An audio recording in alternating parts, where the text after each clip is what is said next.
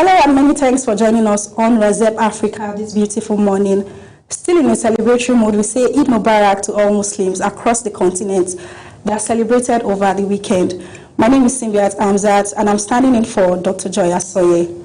As usual, we'll take the African news update first and then dive into the main discussion for today. I already have my guests with me in the studio. And when we are done with the African news updates, we'll take up the conversation from there.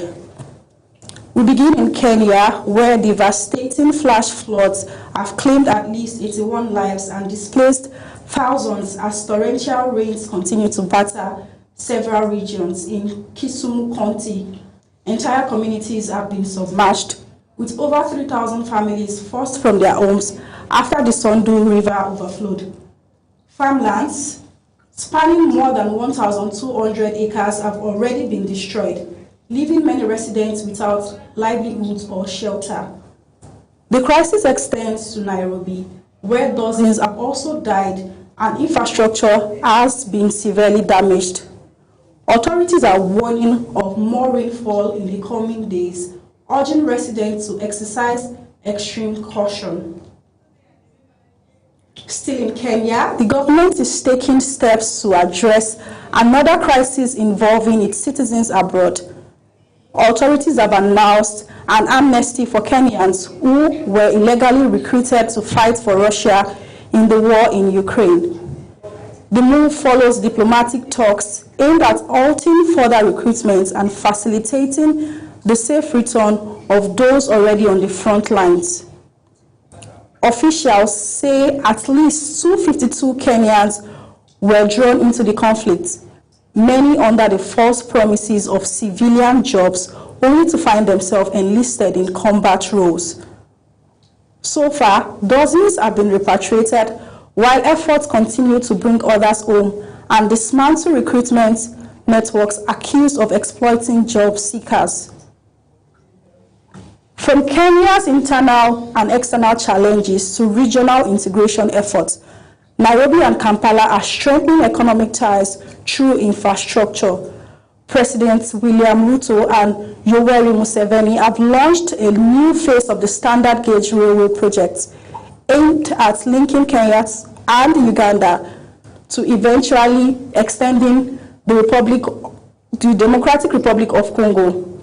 The railway is expected to boost trade, reduce transport costs, and ease pressure on roads by shifting cargo movement to rail. Despite concern over debts linked to earlier Chinese financing, leaders say the project is critical for regional connectivity and long-term growth. As regional cooperation grows, attention is also turning to economic policy shifts in West Africa. In Burkina Faso, authorities have imposed a ban on fresh tomato exports in a bid to strengthen local processing industries. The decision is already raising concerns among neighboring countries that depend on cross-border supply. Countries like Ghana are closely monitoring the situation as traders warn that disruptions could impact market supply and prices. While the policy aims to boost domestic value addition, its broader regional effects remain uncertain. Staying in West Africa, but shifting to security development, Mali has released more than 100 suspected jihadists as part of a deal to secure safe passage for fuel convoys into the capital, Bamako. The agreement comes after months of attacks on supply routes that triggered severe fuel shortages.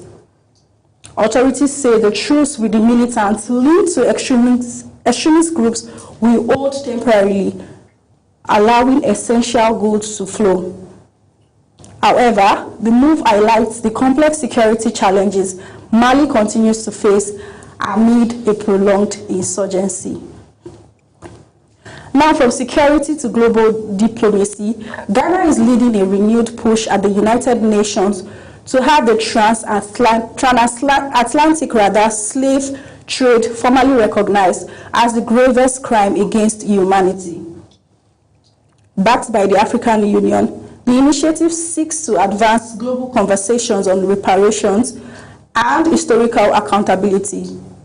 President John Mahama is expected to table the proposal at the UN General Embassy, marking a significant moment in effort to secure international recognition and justice for one of history's darkest chapters.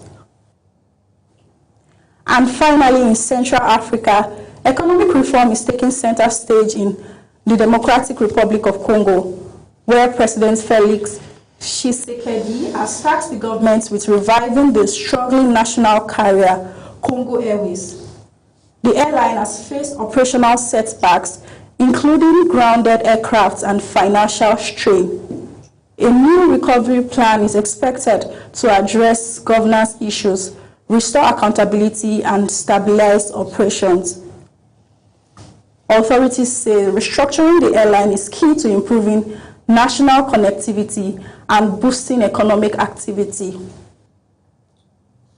And that's it for the African News Update.